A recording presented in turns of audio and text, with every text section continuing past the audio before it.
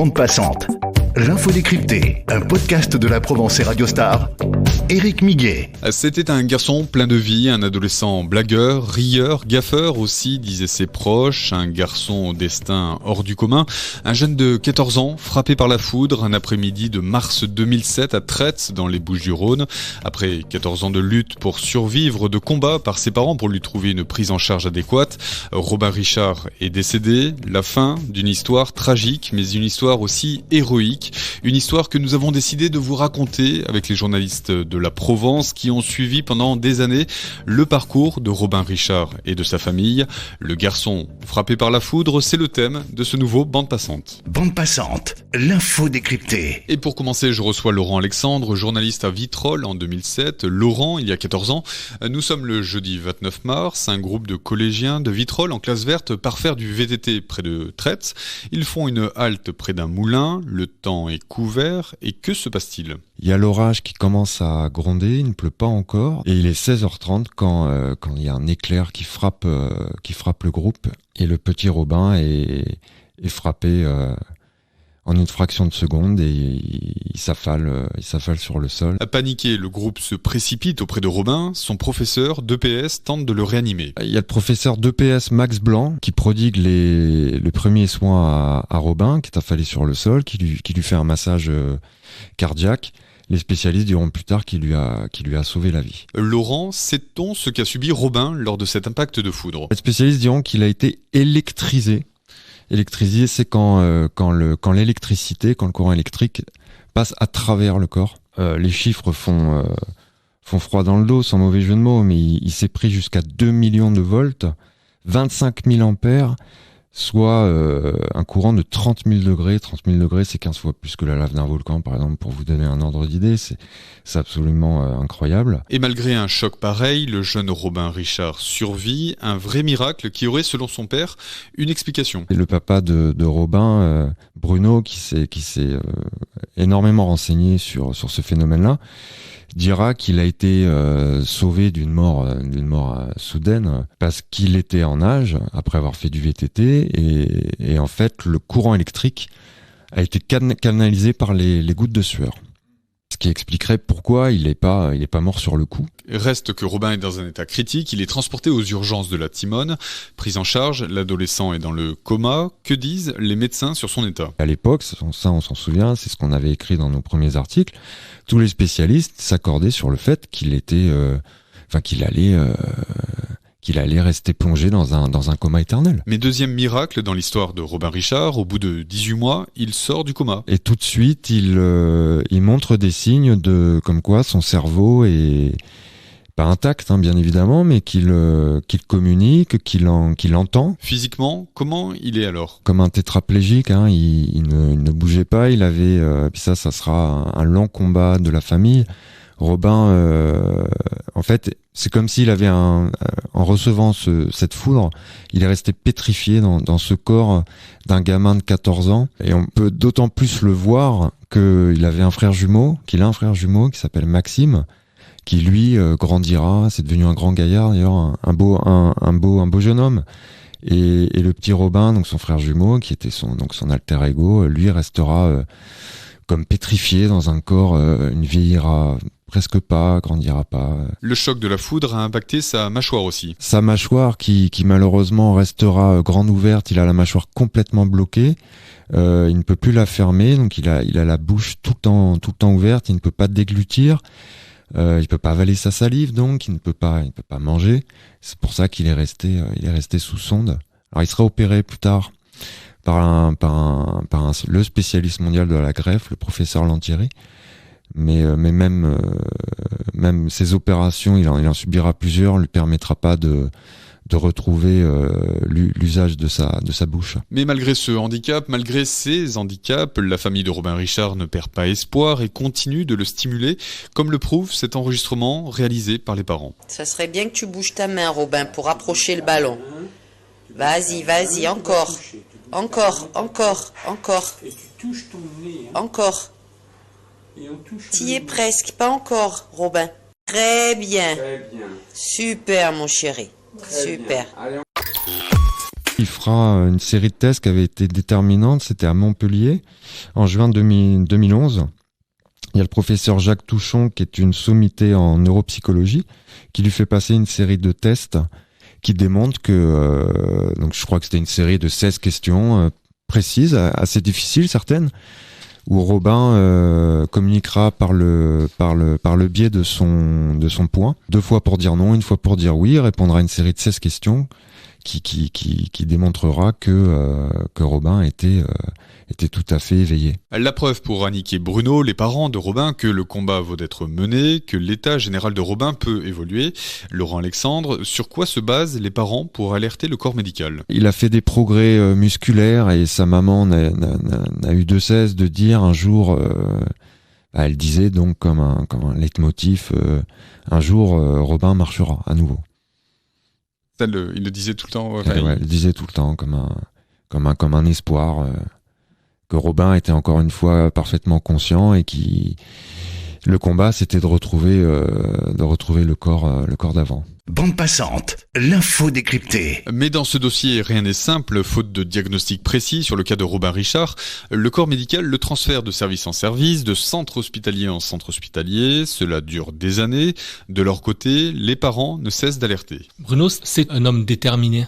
C'est-à-dire qu'il avait cette foi, cette volonté de ne pas laisser tomber son fils, tout en préservant sa famille. Michael Lévy, journaliste à la rédaction de La Provence à Vitrolles de 2012 à 2015. Il a mené de très nombreux combats pour Robin, sans oublier à chaque fois le frère jumeau de Robin, sa petite sœur, sa femme Annick. Et c'est quelqu'un qui allait régulièrement au charbon, comme on dit, au combat, pour le bien de sa famille. Quitte à se mettre en danger quand il estimait que le corps médical ne reconnaissait pas les progrès de Robin. Ces victoires, parfois, c'était des victoires intimistes, on va dire, qui n'étaient pas forcément partagées par les équipes médicales. Et c'est ça que Bruno déplorait. Et c'est pour ça qu'il a mené de très nombreux combats et de très nombreuses grèves de la faim, que ce soit devant le ministère de la Santé ou devant l'ARS de la région parisienne, parce qu'il considérait que l'offre de soins proposée n'était absolument pas adaptée. Michael Lévy, que vous disait Bruno, le père de Robin, quand vous l'interrogiez sur l'état de son fils ? Il considérait vraiment que Robin faisait des efforts, faisait des progrès, et que c'était pas du tout un état végétatif. Alors peut-être que nous, comme ça, qui le voyons une fois tous les 6 mois, ou qui avions quelques photos de temps en temps de sa famille, on percevait pas autant de progrès que ce que faisait Robin. Mais Bruno, qui était H24 ou quasiment avec lui, voyait. Ma femme et moi, aujourd'hui, on arrive à le mettre debout. Il entend, il sait lire, il respire seul. La plus grande fierté de Bruno, c'était quand il voyait Robin lever une main, où il rigolait, il disait là il a levé la fesse, où il arrive à lire un SMS. Ça, c'était vraiment le combat de Bruno et la fierté, la victoire de Bruno, qui le confortait un petit peu dans le sens où il voulait aller, c'est-à-dire non, tout n'est pas fini pour Robin, il faut continuer parce que il y a certains signes qui ne trompent pas pour lui, à ses yeux. Des signes qui n'étaient pas partagés par l'ensemble du corps médical. Bruno Richard est souvent monté au créneau pour dénoncer, selon lui, les lenteurs ou les mensonges. Michael, quels étaient les principaux reproches émis par les parents de Robin Richard ? Je pense qu'il avait un profond respect pour les soignants, pour la base, on va dire, mais il déplorait beaucoup les positions ou le manque de prise de position des supérieurs ou même des ministres. Je me rappelle qu'il considérait qu'il attendait qu'une chose, c'est que le CDD de Marisol Touraine, ministre de la Santé à l'époque, prenne fin. Parce qu'il considérait que le protocole qu'ils avaient signé ensemble n'avait pas été respecté. C'est quoi ce protocole justement ? C'est un protocole que, à l'issue une des nombreuses grèves de la faim qu'avait fait Bruno, je crois qu'il en avait fait plus d'une dizaine, où Bruno et sa famille, et Annick notamment, la maman de Robin, proposaient notamment plus de kinés respiratoires, 4 ou 5 heures par jour, ce dont avait vraiment besoin Robin. Parce que, en fait, c'était pas forcément ce que préconisait le personnel soignant, ou alors les soignants disaient, oui, nous on veut bien sûr, mais on n'a pas les moyens pour faire ça. Et ça, Bruno ne comprenait pas. Lui, il ne voyait pas la difficulté dans son ensemble du service, mais il voyait évidemment que son fils, ce qui est humain pour un père. En parallèle de ce combat pour leur fils, les parents de Robin Richard se sont aussi beaucoup mobilisés pour alerter l'opinion et solliciter le soutien de tous, des initiatives qui ont été très suivies. Et c'était le combat de toute une famille, mais aussi de toute une ville. Robin, c'était... tout le monde à Vitrolles connaissait Robin. On avait l'impression que tout le monde voulait faire quelque chose pour Robin. Il se passait pas un mois sans qu'il y ait des initiatives, des opérations caritatives pour venir en aide à l'association créée par Bruno et Annick en faveur de Robin, pour leur permettre de faire quelques frais supplémentaires, de vivre en région parisienne proche de Robin, là où il était hospitalisé pendant de très longues années, à plusieurs reprises d'ailleurs. Et souvent, il y avait des concerts, des courses caritatives, etc., dont les bénéfices étaient reversés pour l'association Robin Richard. Bande passante, l'info décryptée. Au terme de plusieurs années de combat, de lutte pour faire progresser l'état de Robin, ses parents parviennent à mettre en place un protocole pour le prendre en charge dans leur domicile à Vitrolles. Mathieu Bigourou, vous avez suivi pour la Provence cette étape. C'était en mars 2019. Alors c'est un choix assumé de la famille parce qu'on sait que la situation médicale est très très compliquée. Après il se fait de façon très réfléchie, dans le sens où c'est très compliqué au quotidien. Il y a des soins à prendre en charge, et donc là ils arrivent à retrouver une maison sur le quartier de la Frescoul. Comment est aménagée la maison où Robin est désormais pris en charge? Alors elle est équipée avec un lit médical. Il y a aussi des soins quotidiens, des infirmiers, des infirmières, des kinés. Ça c'est très très important parce que voilà, Robin est chez lui, mais on s'improvise pas finalement infirmier, ni docteur, ni kiné. C'est pour ça que la lutte vraiment était au quotidien.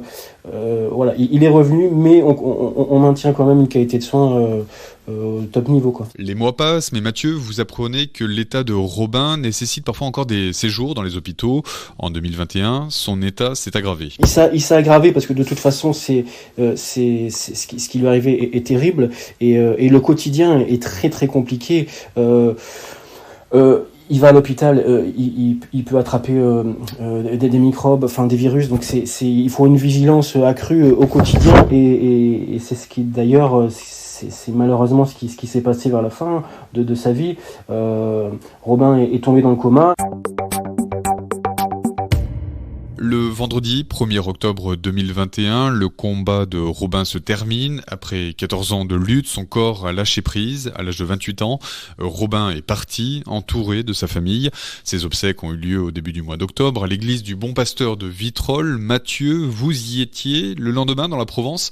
Vous aviez retranscrit la très grande, la très vive émotion ressentie par tous. Oui, c'est vraiment le mot, l'émotion. C'est plus de 14 ans de lutte. Donc en fait, Robin Richard, on avait l'impression que malgré les obstacles, il allait s'en sortir. Il faisait partie du quotidien des Vitrolais en Provence et même au-delà. Donc du coup, c'est vraiment l'émotion qui prédomine. Et le jour des obsèques à l'église du Bon Pasteur sur Vitrolles, on le ressent et on le voit, puisque le maire, les élus, des amis, la famille, mais aussi beaucoup d'anonymes étaient présents. Parce que Robin c'était le petit Vitrolais foudroyé finalement, et puis qui faisait partie de notre quotidien, parce qu'on suivait un peu son combat, sa lutte, et au fil de la cérémonie. Donc l'émotion était là, mais il y avait aussi, il y a eu deux temps. Il y a eu l'émotion, et puis il y a eu aussi un petit peu ce que Robin et sa famille ont toujours voulu mettre en avant. C'est aussi cette lutte. Maxime, justement, le frère jumeau de Robin, pendant l'homélie a rappelé aussi le sourire, la gentillesse, mais l'humour et la gaffe, le côté gaffeur de Robin, justement pour rappeler que voilà, la vie est terrible, le destin est plus que compliqué, mais il faut aller de l'avant, et voilà, c'est un peu ça aussi qui est ressorti. C'est la chanson de Mon frère de Daniel Lévy, les 10 commandements, qui ont ouvert la cérémonie comme un clin d'œil. Et cette cérémonie, justement, remplie d'émotions, les clins d'œil ont pris le dessus. Elle s'est terminée par la chanson On se retrouvera de Francis Lalanne. Il y avait aussi À bicyclette d'Yves Montand. Donc je pense que malgré toute l'émotion, la tristesse, je pense que tous ces petits clins d'œil qui ont été voulus par la famille de Robin, je pense que tout le monde s'est regardé un moment et on a compris que Robin taquin, qui était taquin au quotidien, a dû apprécier, on pense, de là où il était ce jour-là, quoi. Merci à Mathieu Bigourou, merci à Laurent Alexandre et Mickaël Lévy pour ces témoignages sur la vie de Robin Richard, jeune vitrolé foudroyé à l'âge de 14 ans. Je rappelle que l'association Robin Richard existe toujours. Un site internet du nom du jeune garçon permet de laisser un témoignage pour la famille.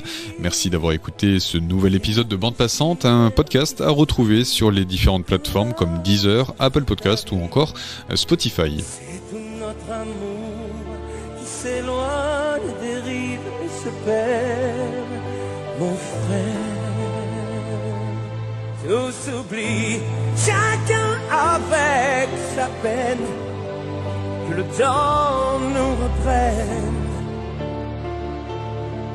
les souvenirs d'un frère. Chacun avec sa peine, que le temps nous apprenne à nous aimer en frère.